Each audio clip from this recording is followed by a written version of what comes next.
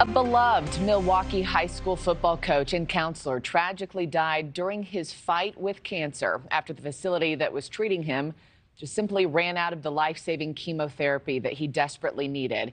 Sadly, Jeff Bolle is one of thousands of patients across the country who have been affected by the lack of chemo drug supply. The 59-year-old was experiencing some back pain when doctors diagnosed him with stage 4 bile duct cancer. Bolle had surgery and 4 rounds of chemotherapy. He only needed 2 more rounds to kill the last remaining cancerous cells, but the cancer center where he was treated ran out of that vital drug. The coach suffered for several months waiting for the drug before passing away. His wife is now honoring his legacy by speaking out about the cancer drug supply shortage and sharing his story to raise awareness. Connie Bolle now joins me live from Milwaukee. Connie, good morning to you. I'm so very sorry for your loss. He seemed like a wonderful man.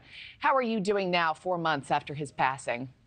You know, I really struggle. I struggle with missing him. I struggle through all of these great football seasons and March Madness and everything that's come since then. But, you know, the message still really remains that there's drug shortages throughout the United States that are really impacting so many different people. It's more than just chemotherapy drugs, but Jeff's message really, you know, he was diagnosed terminally ill, and we knew that the end result was not going to be great, but we were really hoping that the chemotherapy drugs, cisplatin and carboplatin, would have at least give him a little more strength. He made it through the football season, made it through the state championship, but I wish he could have been a little stronger, felt a little better. He had to go, you know, in a wheelchair and stand with a walker, and really struggled at the end. And I think if the United States had more access to these drugs, that they were not being manufactured foreign, and we don't have any other options for certain patients. A lot of people say, well, I'm sure there were other drugs, but it's a really targeted approach. Yeah, well, I can't imagine how devastated you are, and I understand he made it to every single game in that last season. I know that meant the world to him,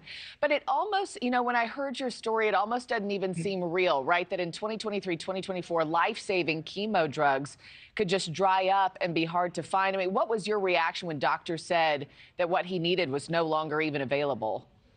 I just was really surprised that the FDA wasn't able to make something happen. Again, this is, we live in Milwaukee. It's not a tiny, tiny town, but it was happening across the United States. And it just is mind-boggling that we don't have backup supplies of something that could save or extend someone's life. I know that cisplatin can actually cure testicular cancer in young men. So there were young men out there affected. You know, my husband, Jeff, was like, well, I've made it to almost 60.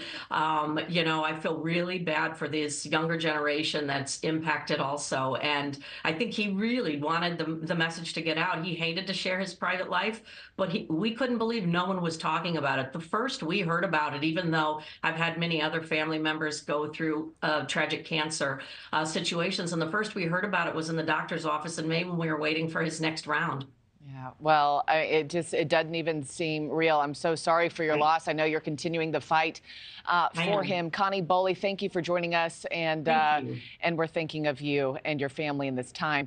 Thanks for watching, everybody. Go to joinnn.com to find NewsNation on your television provider. Also, don't forget to click that red subscribe button below to get more of NewsNation's fact-driven, unbiased coverage.